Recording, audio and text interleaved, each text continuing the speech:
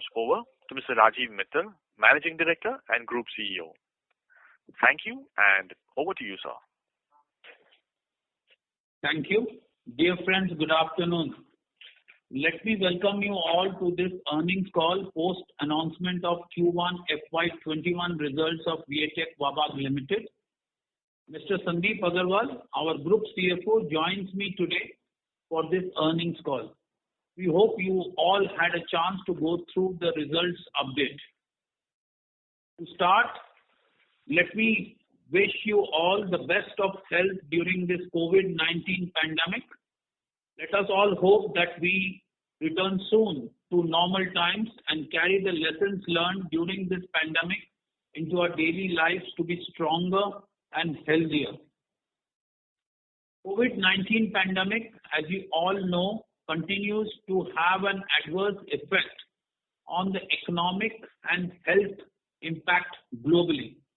And the governments all over have been battling to bring this pandemic under control. As mentioned during our year-end earning call, Wabag is very proud to have contributed in ensuring of water security during this pandemic times by making sure that our O&M sites are operated as normal. My sincere thanks goes to all our direct and indirect employees and all the stakeholders, including our customers, suppliers, and the bankers, for their continued support in this difficult time. The first quarter of this year was overshadowed by nationwide lockdown in India for most part of the quarter and lockdown in some of the other countries where we operate. Engineering and procurement activities continued to operate during the lockdown with our employees working from home. Progress on manufacturing at our suppliers' location was dependent on respective countries' restrictions. The pace of procurement activities are picking up now, and we expect to return to normalcy very soon. Activities at some of our EPC sites continued to operate as per the local directives. The site activities are also gradually resuming pace as the workforce is being ramped up at the project site with progressive relaxation of COVID lockdowns. We have implemented best practices on health and safety at all our sites in line with the government directives and customers' advisories. We will continue to monitor the development and provide necessary updates regularly. I'm very happy to note that even during this tough economic conditions, we have achieved an order intake of over rupees 440 crores in quarter one, with a major repeat order of $48 million in Kingdom of Saudi Arabia, where we will design and build the 300 MLD independent sewage treatment plant at Jeddah Airport. The plant will be built by Wabag with the state-of-art Merida technology for the first time in the region, a sustainable and cost-effective technology. This order further cements our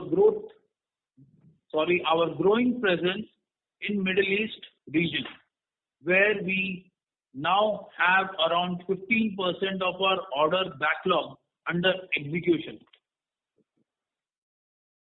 Our order book position remains extremely strong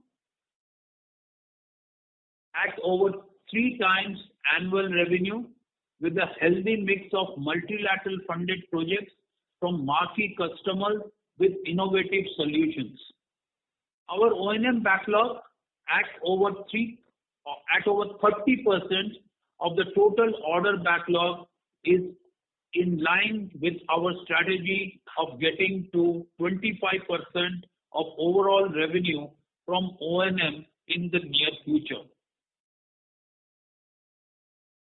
It gives me immense pride to inform you that our 45 MLD tertiary treatment reverse osmosis TTRO plant at Coimbatore, Chennai recently bagged the distinction award under the category of Wastewater Project of the Year at the Global Water Awards 2020.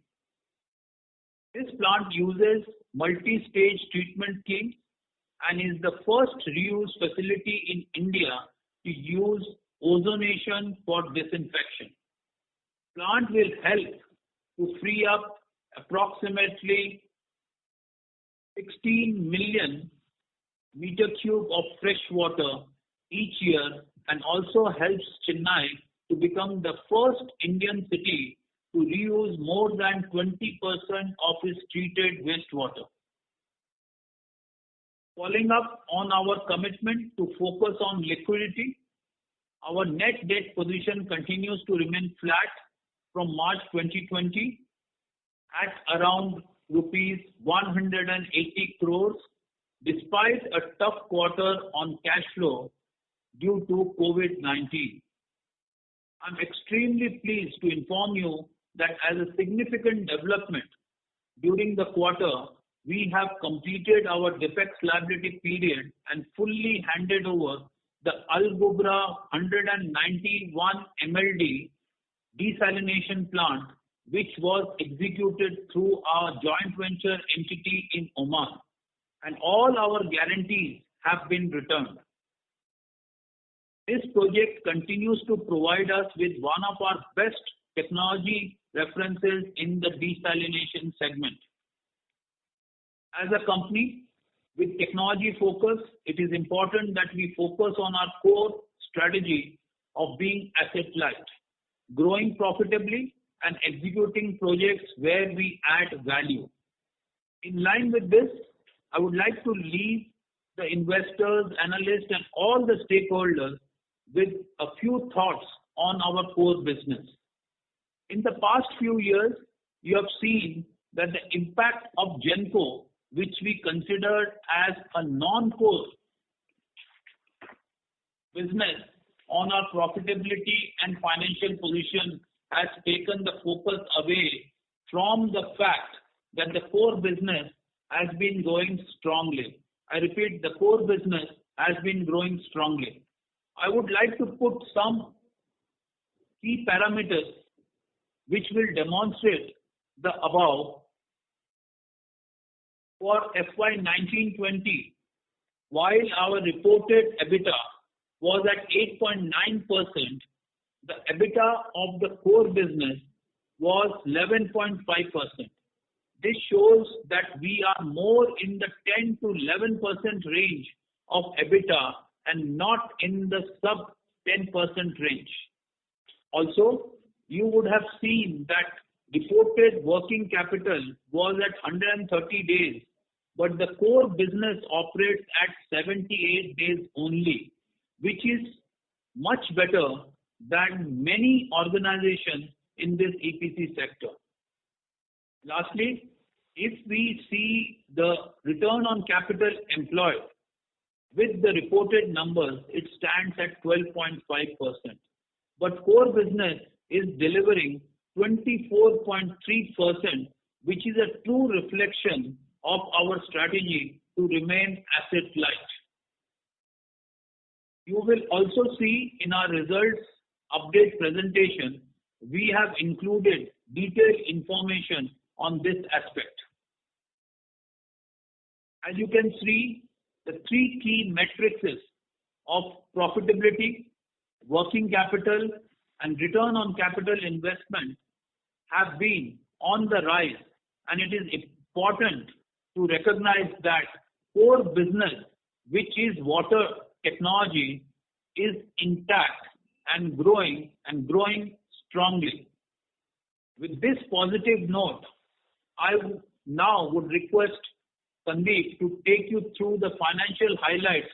Over to you, Sandeep.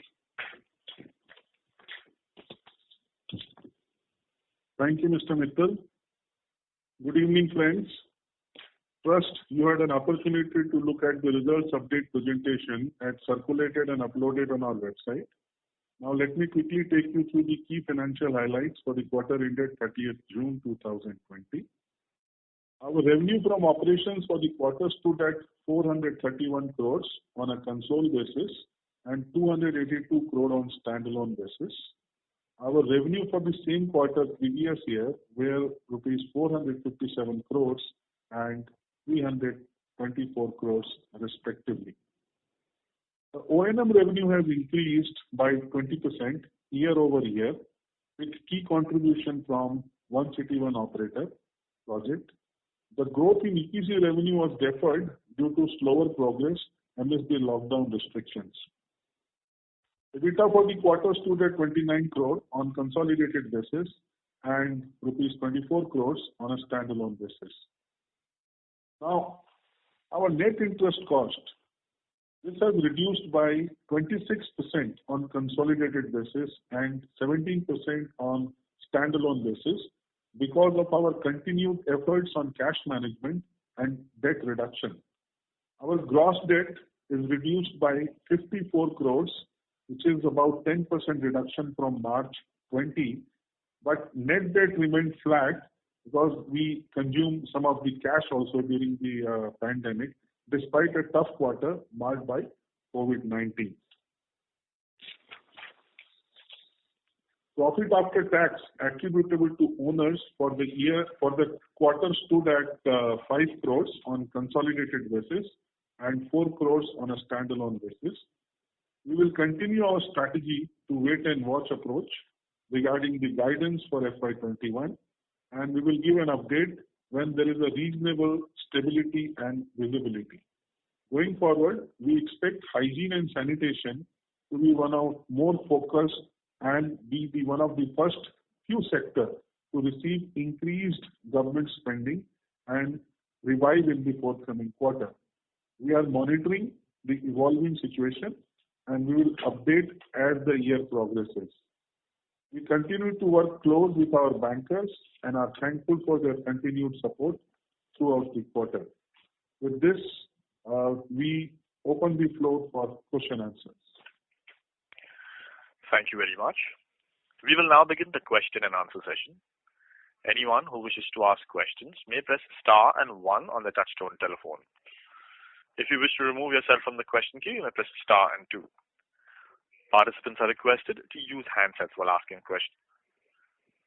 Also, before we begin, we'd like to inform participants that in order that the management is able to address questions from all participants in the conference, please limit your questions to 2 per participant. Should you have a follow-up question, we request you to rejoin the queue. Ladies and gentlemen, we will wait for a moment while the question queue assembles.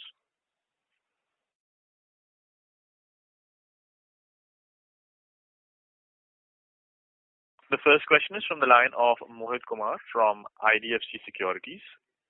Please go ahead. Good evening, sir, and congratulations on a good set of numbers. So my first question is, sir, of course, you said that you're not giving any guidance as of now, but can you quantitatively or qualitatively, comment on the recovery for Q2 and Q3, and how do you see the financial year with whatever information you have at this point of time? I think your guess will be as good as our guess. The only thing you can take a guidance from our first quarter numbers that even under the strictest lockdowns, we have been able to post a decent numbers. We hope that going forward, with more relaxations coming in, we will be able to go towards more normal operation. But we also know that it is all going to be very slow and it's going to move slowly. And we are prepared for it and we have planned for that. And going forward, I think we should be on track of whatever we have demonstrated. Because a substantial part of our business, as I said in my speech, is coming from O&M, which is going to continue at 100%. Also, we are basically an engineering and technology company. A substantial part of our revenues also come from engineering and procurement. That part also should work. The only thing which will get affected slowly will be our getting these sites operational, because slowly the workers are coming in. But these are also a fantastic opportunity to look inside the organization, do cost optimization, improve the efficiencies, digitalize most of our operations, which we have been using this time to do. And I'm sure over a period of time, you can see the effect of this positively on our numbers also. So given that Q1 has impacted by, especially on EPC side, and Q2 your recovery must be swift as far as labor availability is concerned. Don't you see higher number, going forward for EPC business? Can you quantify the labor availability as of now versus our requirement? Yeah, see, labor availability we cannot generalize, as you all know. Even in our own country, we have different levels of restriction as different city, different state, and there are some places where we are at 90% plus, and there are other states where we are still at 50-60%. Same way internationally, there are a lot of sites where we have achieved 90% plus, but there are still some sites where we are at 70% only. And this is going to depend how the relaxation will come over a period of time. But yes, you are right. It is much better than it was in the first quarter. Secondly, sir, have you quantified the impact of Genco on the Q1FY21 profit, and similarly for Q1FY20? Can you have similar numbers? Yeah, I think we always tell you, because today a new index is giving us a guidance that we have to make a provision for delay. And there is a clear policy and a guidance how to make a provision for delay. As long as payments are not coming in, every quarter there is a provision for delay which is coming in. So this is as per a new index with ECL policy. We are following that policy. What is the number, sir, for Q1FY21 and Q1FY20? So that we can arrive at core EBITDA? We have about, I think if you see in the Q1FY20, it was around 55 odd crores, which is 4-5%. And in Q1, it is about 5 to 6 crores. Q1FY21 impact is nearly 5-6 crores, am I right? Yes. Okay, so what is the reason for a sharp decline in EBITDA margin? Q1FY20, especially talking about core EBITDA margin? Because some of these projects which were high margin, because there's always a mix of projects which decides your EBITDA. Some of the projects where there is a higher margin, if they have not had the traction, naturally the combined EBITDA will see a lower. Plus, last year, when we had a Q1, our new projects were in the design and engineering phase. And when we are in the design and engineering phase, our direct cost is almost negligible. It's more of our manpower which is involved in design and engineering. So the margins are always going to be better in the design and engineering phase rather than when you go to the execution phase. Understood, sir. Thank you, sir. Thank you. Thank you and best of luck. Let me correct the numbers. The last year Q1, we had provided for 5 crores, and this year Q1, we have provided for 9 crores towards Genco. Okay, sir. Thank you, sir. Thank you. Understood. Thank you. The next question is from the line of Ranjit Sivaram from ICICI Securities. Please go ahead. Yeah, hi sir. A decent set of numbers given the overall challenging environment, and congrats on your fundraising. So now we have some cash to deploy on our future projects. Sir, if you just go through this core and non-core, like what is the major difference if you can? Because when I see FY20, our reported PAT is 91 crore and our core PAT is 140 crore. So there is a difference of close to 50 crore. What is that 50 crore of non-core PAT? I think one, Ranjit, our core business, as you know, we are always proud to say we are a pure play water company. So obviously our core business is pure water business. Now, of course, non-core, for example, is something like AP Genco kind of thing, okay? Where we got into a water part of the balance of plant.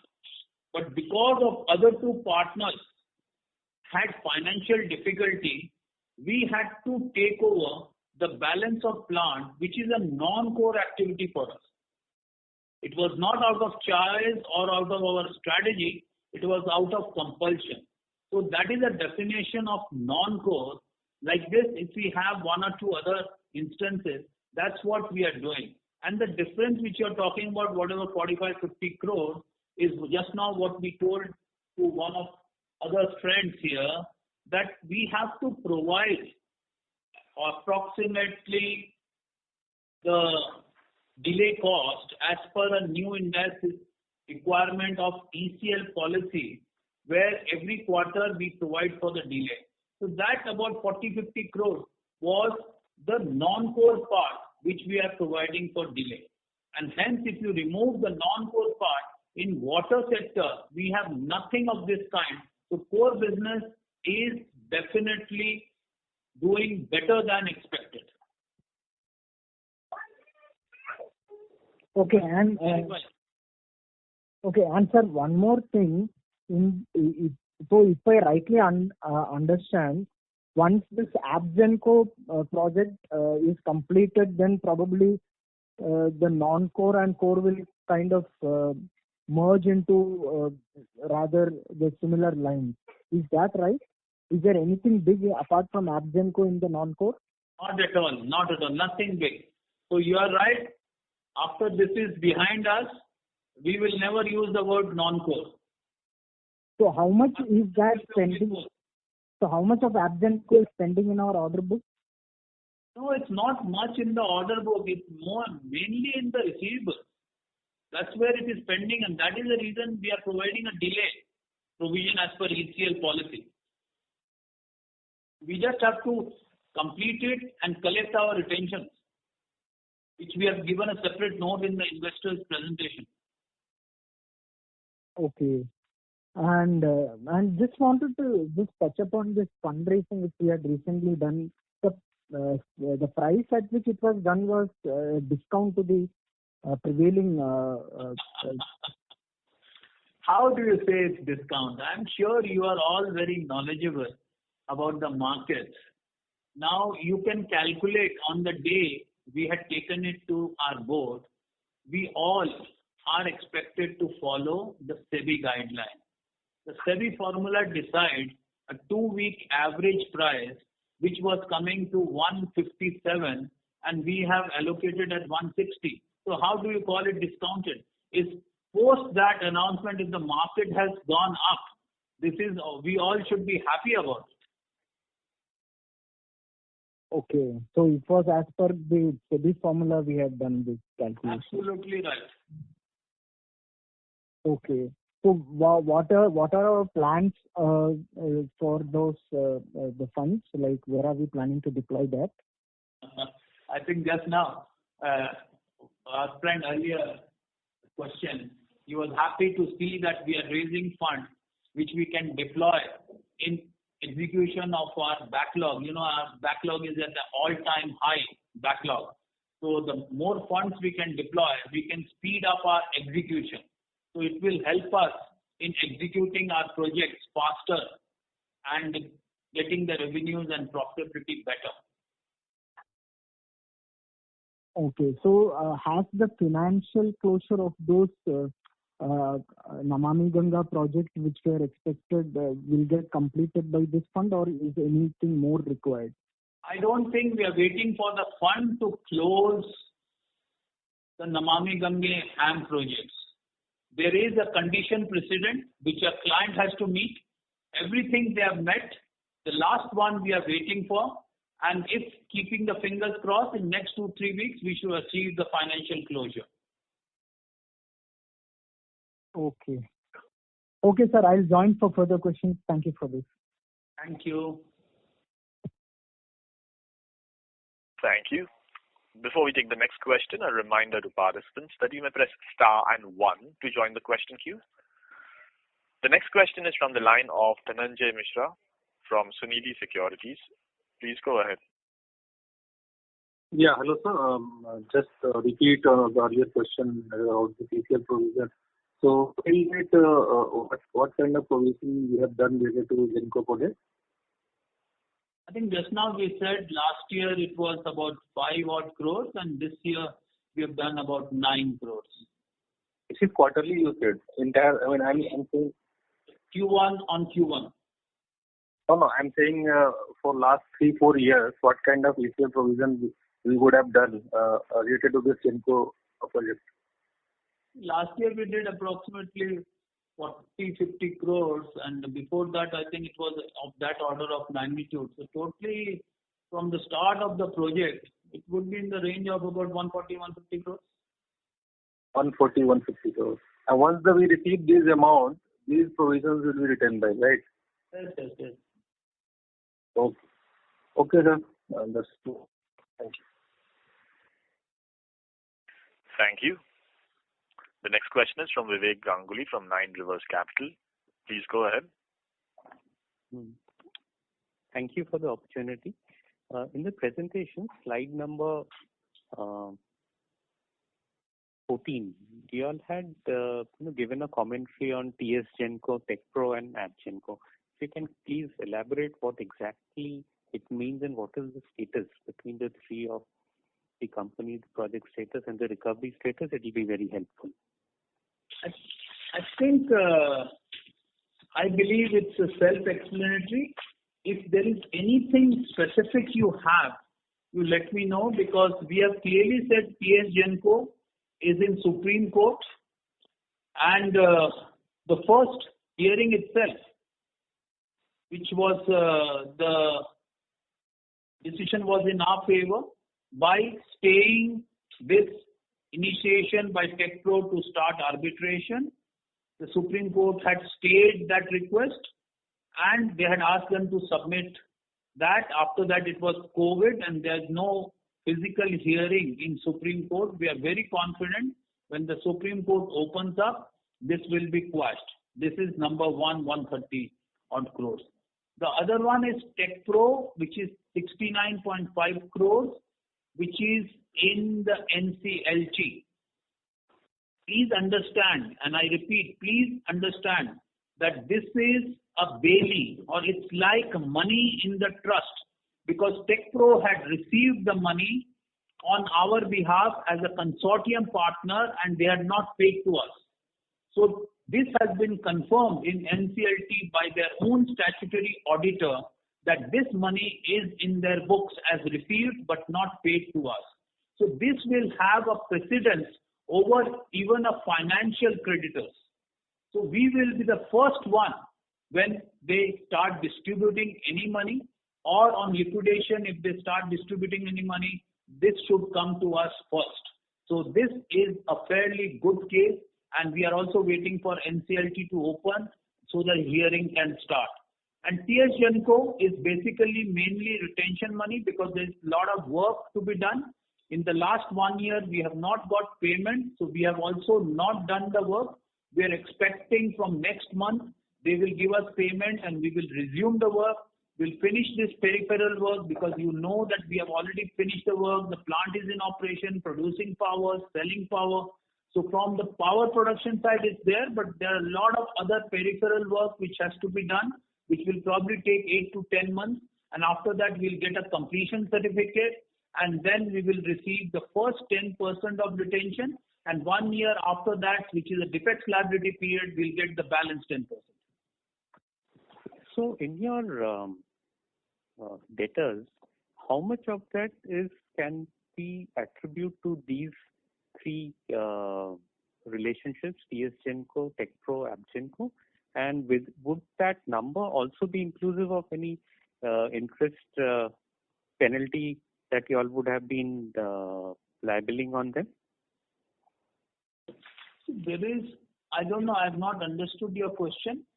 But so let's say of 100 rupees, that is, let's say your debtors that is there, how much of that would be attributable to these three entities?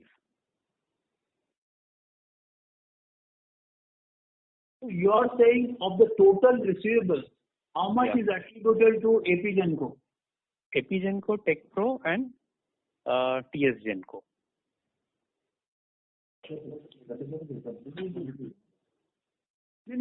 What is the total? And of that, how much? Yeah. So just what the final number is, and of that, of how much of that would have been principal, and was there also an interest element there? Oh, there is no interest element. Okay. So what is that number that is attributable? Interest for any delay payment. So about 30%, if you say about 100, 30% will be attributable to Genco projects for these three heads. These about approximately 450 odd crores. Yes, absolutely. Okay. Thank you. Thank you. Thank you. The next question is from VP Rajesh from Banyan Capital. Please go ahead. So the opportunity, just a follow-up to the previous question. So if I heard you correctly, you're saying you will get 450 crores back from these three entities, or is it 150 crores, 30% of 450 crores? No, it's 450 crores. The previous question was how much of these three heads is part of our receivables. Correct. And that's what we said is 30% of total receivable is attributable to these three heads. So total is 450 crores. Okay. Not so 30% of 450 crores. Okay, so you're expecting to receive 450 crores from these three entities, correct? And we have said what is going to be a preceding activity to enable us to receive this. One is at Supreme Court, other is at NCLT, and third one, the client has to pay us for us to resume the work. Right. So, okay. A little bit better as I'm getting on this call after a long time. So you are going to get 450 crores, assuming things work out for you in Supreme Court and in NCLT. And then you still have to finish some work. Is that right? There's more work to be done in the project. The first project, which is in Telangana, the first two heads are related to Telangana, which we have finished completely. Based on NCLT and Supreme Court, if this happens, we have almost 200 crores, which we will receive immediately. I see. Okay. And AppGenco, yes, you are right. We have to do some work, which will take maybe 8 months, 9 months, something like that. After that, we'll be eligible to get a 50% of the retention. And 1 year after that, we'll get the balance 50%. Okay. So 200 will come on the work which is already completed. And then the 125, 8-9 months after you have resumed the work, and then 125 remaining 1 year from the completion of the work, right? That's sort of roughly the schedule. Okay. And then my other question is on the business. Your new orders are more coming from the municipalities. So is there a mix between municipality and industrial segments that you're targeting, or how do you think about that proportion? I think we never look at the mix or having any targets. We have certain factors like where we can use our technology, where we can have a better profitability, where our cash flows can be better, where risk is minimized, and based on that, we select our projects. Obviously, we are one company which has a total water management capability, and we are equally comfortable doing projects for municipalities as well as for industries. And even if we go for municipal, we never take a risk on the state government balance sheet. We always would have, and you can see from our project backlog, we'll always have a payment security through multilateral funding like Asian Development Bank, World Bank, JICA, KFW kind of organizations. Okay. All right. That's all I have for now. I'll get back in the queue. Thank you. Thank you. The next question is from Shantanu Mantri from MK Ventures. Please go ahead. Hello, sir. Sir, just wanted to understand a bit on the balance sheet side. Sir, your trade receivables, the current portion was around 1,332 crores as of March 20. So just wanted to know, has this figure gone down? What is it right now? Any update on the collection side? This is purely trade receivables. I'm not including customer retention in this. Yeah, so as compared to March, it has come down. March, it was about 1,350 crores. Mm-hmm. In quarter June end, it is about 1,300 crores. So it has come down by almost 50 crores, yes. Okay. And sir, the retention money, this was again around 257 crores, right? The current portion. Just a minute. As on March 20. So retention will be in the same range because quarter one, we didn't receive any much collection on the retention side. Okay. So this will be in the same range. Okay. So sir, I was seeing your presentation where you reworked the working capital, excluding the Gencos, and it shows a completely different picture, right? The working capital days fall substantially, like from 127 days to 78 days. So can we take this like the going ahead, probably say in a year or two once the Genco thing is out of our balance sheet? Is it safe to assume that we can work with these 80-90 odd days of working capital? Is that sustainable? That's exactly we have come out this time on the working capital side. And Mr. Mittal also, during his speech, he said that core working capital is about 78 days. And currently it is overshadowed by the Gencos. So if we resolve the Genco issues, then we will be well within that 75 to 80 days range in working capital, and which is a much better number as compared to many of the peers. Right. And sir, another thing was that can you help me, excluding this Genco bit, can you help me with what would be the working capital cycle, say, in our international operations? Is it much better compared to Indian operations? And if you could quantify the working capital days there?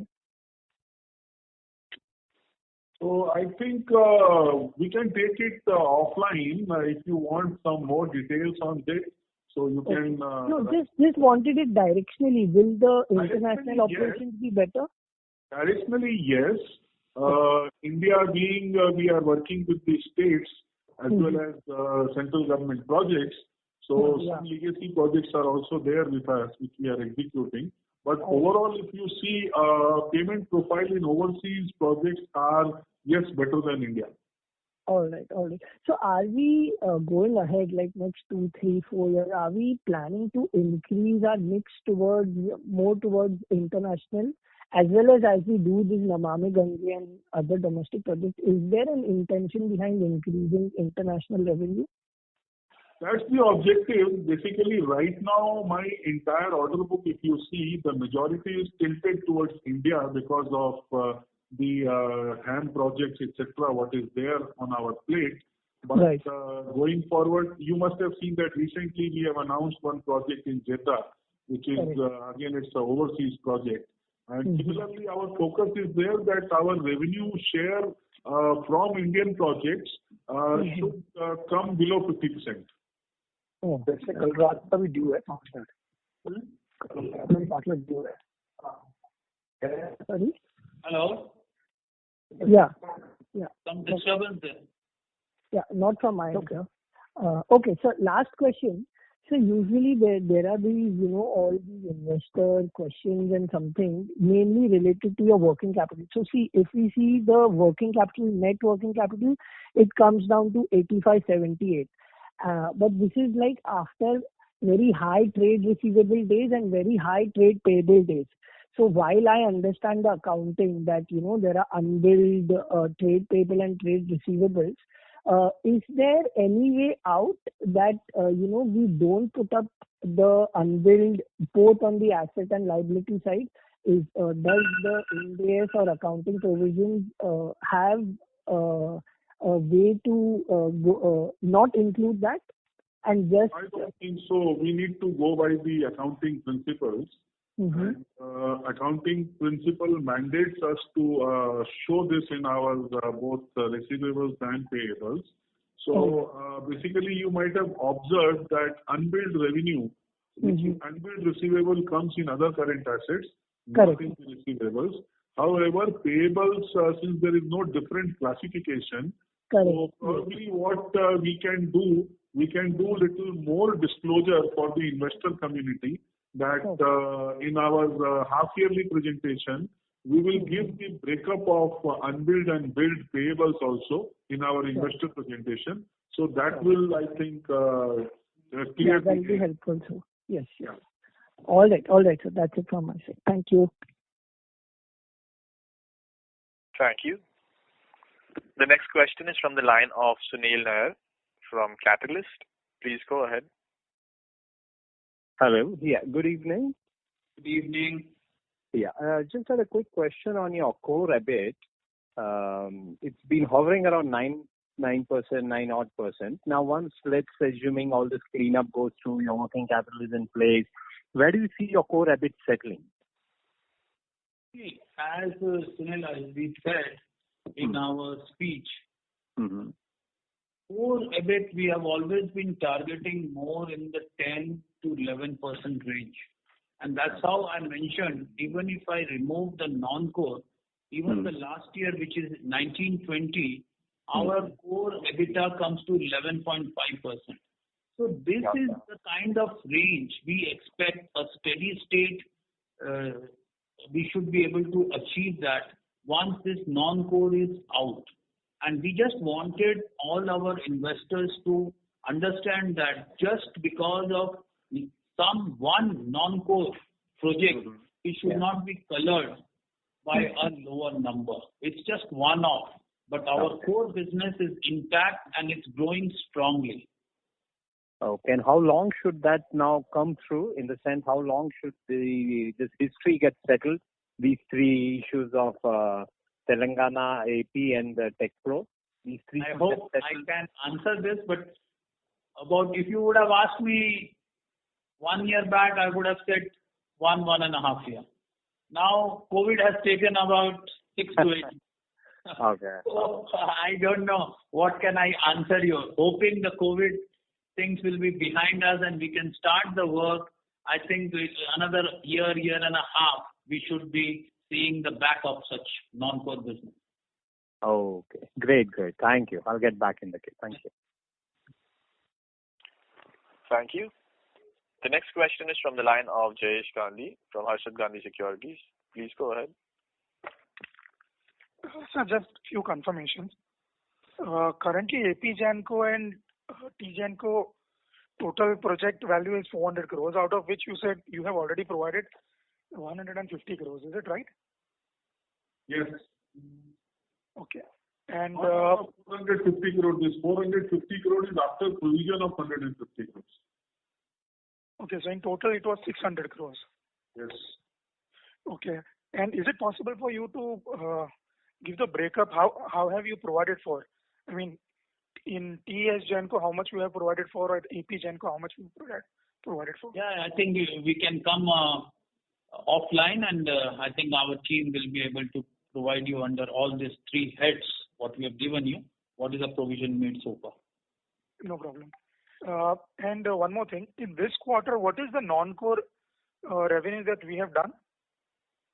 Non-core revenue, as I said, because of COVID, we have stopped the work until we get payment, which we expect from next quarter we will start. So you would say it's not zero. Okay.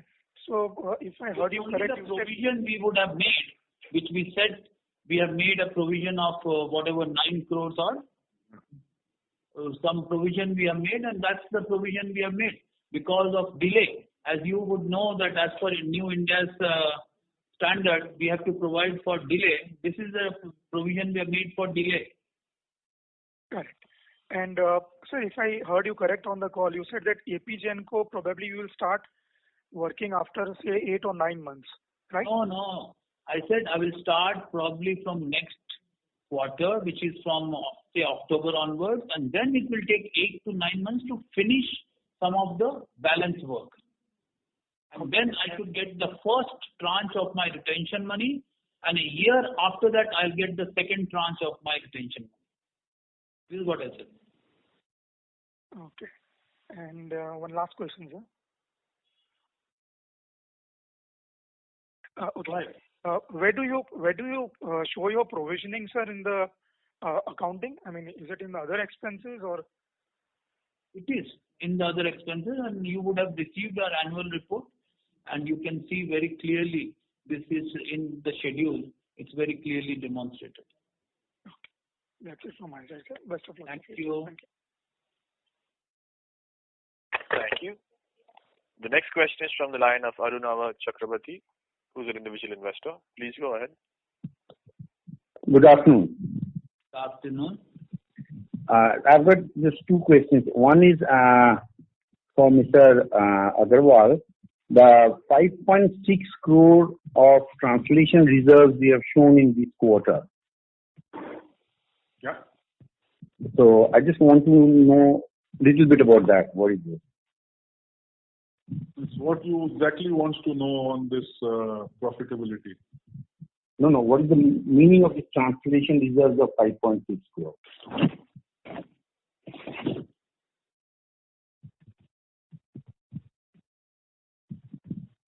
Just a minute. These are the movement in the exchange rates of assets and liabilities. Basically, we have overseas subsidiaries consolidated that in our books of accounts. So that movement during the quarter is kept under the translation reserve. And okay. Basically, the forex rate, exchange rate difference. Correct. Okay. Thank you. And secondly, Mr. Mittal as well as Mr. Agarwal, there was a talk about a JICA-sponsored project, desalination project in Chennai, the second one. Correct. JICA. So, any update on that tender or? See, this tender is very much on. JICA has already approved the project. They have already appointed a consultant, a Japanese consultant. Yes. The DPR has been done. Okay. I think very soon we can see the pre-qualification document coming out. After the pre-qualification, the request for bid submission will come out. So it is getting delayed by few months because of COVID, but it's very much on track. Okay. So I think that project shouldn't be less than 1,250 crores. No, it's much bigger than that. Much bigger than that. Yes, because I'm hoping for that. Fingers crossed we'll get it because we did the first one. Today, 100 MLD plant will cost about 700 to 800. So this project of 400 should be more in the region of 3,500. Oh my God. Oh, okay. Yes, I'm not aware of this. That is the advantage. You become aware when you start investing in a water company. Yes. And I'm lucky that I just started from April onwards. All the best. Thank you very much. But my request, for last 2 years, shareholders didn't get anything. What about 1:2 1 out of 5 shares bonus, at least a small one. So no grudges for Mr. Renewal's sake also for the existing shareholders. This is available to everybody. It's your company. We should all work to improve the valuation, and wealth is here to be shared with all the stakeholders. Thank you very much. Thanks a lot. Thank you. The next question is from Kirti Jain from Sundaram Mutual Fund. Please go ahead. Hello, Mittal sir. And team. Hello. Hi, sir. Sir, my question is with regard to our opening remarks. You had highlighted that our O&M business, high margin business, will go to 25% in the near future. And second thing you told is that we are also working on the cost optimization, and that will also improve the margin. So given these two aspects, and also the operating leverage will start to coming as we worked in a very adverse condition in the first quarter. That is the third factor. So given these three factors, how we should see our core margins moving, sir? Can we expect to touch 15% in, say, 1.5 years? This is over-ambitious, Kirti. But I think you can do, sir. If you all believe as investors, then we will have to at least endeavor to do that. But it's also our duty not to set your expectation, which at the moment we believe it's very much on the higher side. I think we have just demonstrated that even last year, which was a tough year for the company, we have achieved a core EBITDA of 11.5%. Going forward, as you expect, we also expect, and we are working on it, and my core team is also working on it to see how we can improve the margins and optimize the cost. So our endeavor will always to improve the margins, but at the moment the core margins are very much intact and growing strongly. We hope that in future also it will grow strongly. But it should directionally improve from that 11.5%, right, sir? To say something higher. Definitely. Given that the first two factors. How the COVID situation is going to come, because our fixed cost, a lot of it will remain. So we will have to see the COVID goes away and our revenues have to pick up so that our margins will improve. Okay. So with regard to our European cost structure rationalization, are we completed the process or is it still a work in progress, sir? It is still in work in progress, because any such thing, because we are a technology company, we don't want to lose core strength of technology experts, so we will do it slowly. Okay. Yes, sir. Thanks, sir. Thanks. That's it so much, sir. Thank you. The next question is from the line of Ranjit Sivarao from ICICI Securities. Please go ahead. Yeah. Hi, sir. Just wanted to ask this, the Digha, Kanakarbag and Howrah, these projects are yet pending in terms of commencing, right? True. Because it's not there in your revenue recognition. Yeah, because as we just said just a few minutes back, the KMDA project is going to get closed most probably in next 2-3 weeks, because there's only one condition precedent which is pending, which we expect in next 2-3 weeks we should be able to close and achieve a financial closure. Once the financial closure is done, the execution will start. And the other one, Digha and... Just a few months away, because this is a lot more is pending. So we would expect by year end, we should see the financial closure. Okay. And sir, Ranjit, for your information, in Digha Kanakarbag, there are two portions. One is DBO and another is HAM. So DBO portion work will start early than the HAM portion, because HAM portion is only 200 crore. We have a DBO portion of close to 1,000 crore. So there we have started the work already, and in the coming quarters you will see a lot of revenue from this. Okay. And regarding the order pipeline, you mentioned this Chennai DSAL, one big opportunity. Apart from that, what are the big buckets of because of the window, or is there is something happening in BMC? We were expecting a large... all this, and probably we have discussed for last 3-4 years. BMC is a great example how things can be postponed and postponed and postponed. Last 10 years we have been following this project. This is a mega project. We hope at least in this government they will finalize and get the projects executed. These are again mega projects, not large projects but mega projects, and we hope this happens. See, again, as we said before, we are full with order book. So we have enough orders for next 3 years execution. We will be very selective in what we go for, and I also believe that government will be very selective which projects they will approve for investments. So we are very, very cautious in what we are going to select in India and abroad, and accordingly we will go for order booking. But we will definitely pick up our market share even during this year. Okay, sir. Thanks and all the best. Thank you. The next question is from Dhananjay Mishra from Sunidhi Securities. Please go ahead.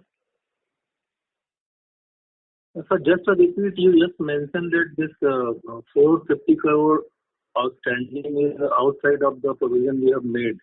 So are we going to only claim the 450 crore or we are going to claim the provision with the...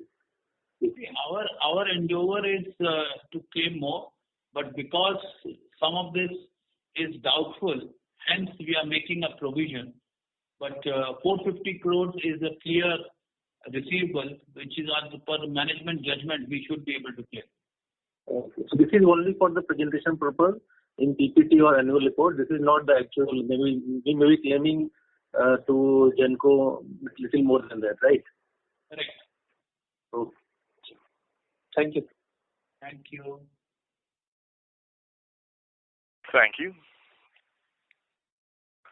The next question is from the line of Vijit Kochar, who is an individual investor. Please go ahead. Mr. Vijit Kochar, you may go ahead with the question. Yeah, hi. I just have one question.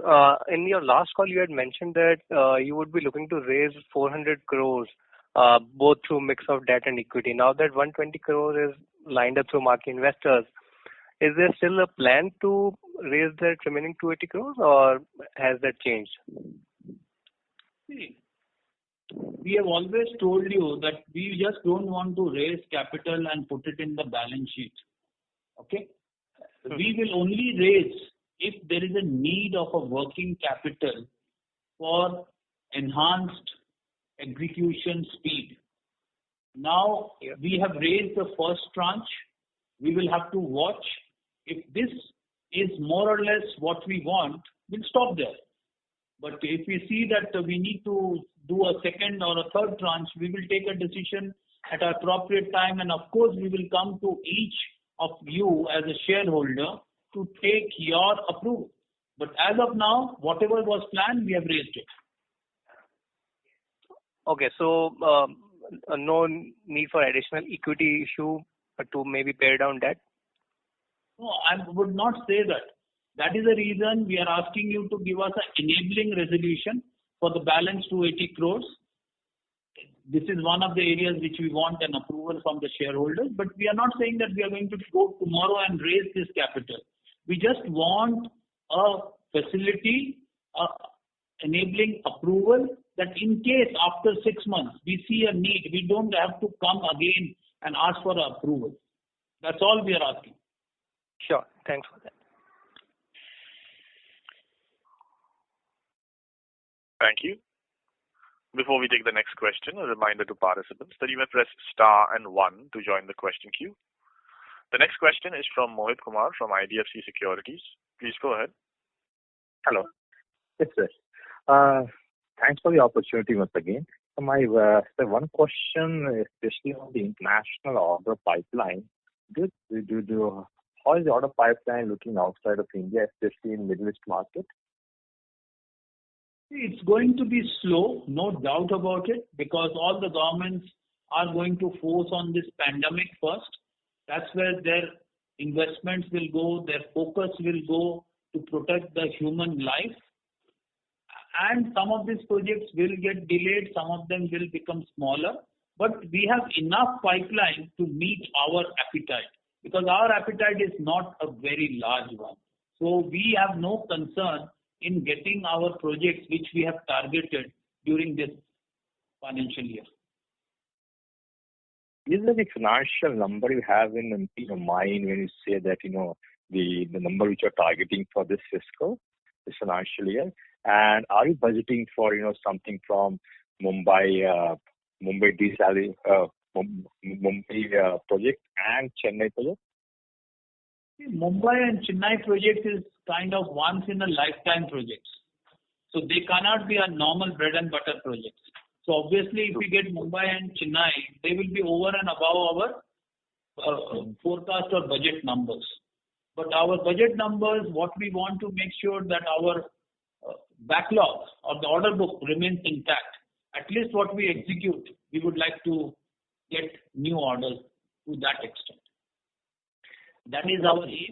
During this pandemic year, we don't want to go very aggressive, but we also don't want to reduce our order book.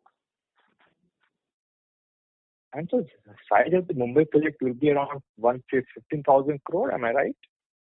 You're taking all the projects put together, maybe. Yes, all the projects put together. All of them. Something around 3,000 to 4,000 crores. Okay, I'm putting all 7 projects put together. Yeah, it will be more than 15,000. Anything between 15 to 20,000 crores. Oh, that's a very high number. Okay, so thank you, sir. Thank you. Thank you. Thank you very much.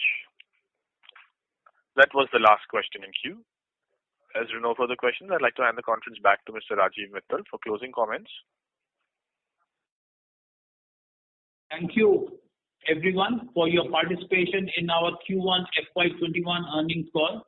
We have uploaded the analyst presentation in our website. In case you have further queries, you may get in touch with Stellar IR Advisors, our investor relation advisor based in Mumbai, or you can get in touch with us directly. Thank you so much.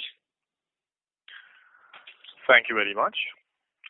On behalf of Vatech Wabag Limited, that concludes the conference. Thank you for joining us, ladies and gentlemen. You may now disconnect your lines.